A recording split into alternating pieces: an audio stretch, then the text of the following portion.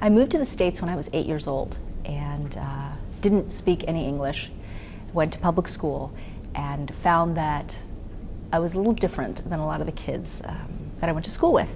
And so a lot of times, had lunch alone and spent a lot of time in the library reading and also cooking. Those are the two things that I found a lot of fun in my life. And between the reading and the cooking, I sort of built my self-confidence.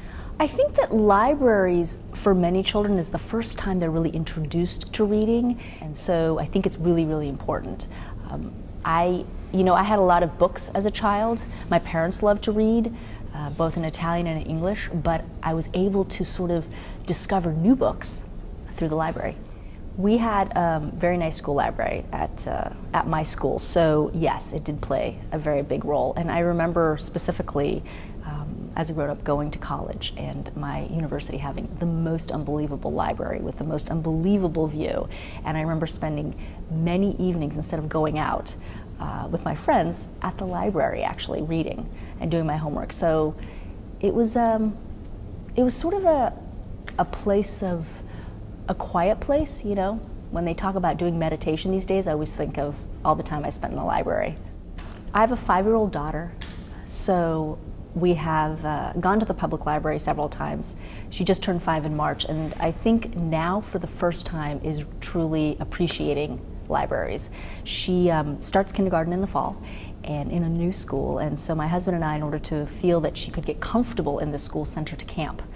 In the last couple of weeks, she's been spending a lot of time in camp, and I happened to ask her what was one of her favorite things about camp. And although they do swimming and pottery and arts and craft and drawing and all sorts of things, spending time in the library, she told me, was her favorite because she said, "Mommy, it's so beautiful, and they read us all different books that I don't even have at home, and it's peaceful and it's really fun. It's a fun place." So at 5, she's starting to really enjoy spending time at the school library.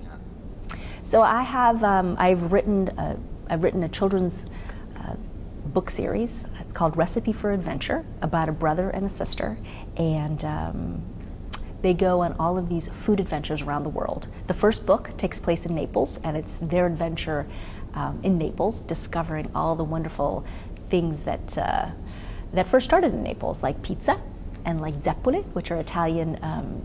It's Italian street food, but they're like donuts, or Italian version of donuts, and how they make friends and learn about the Italian culture and how they make their way back home.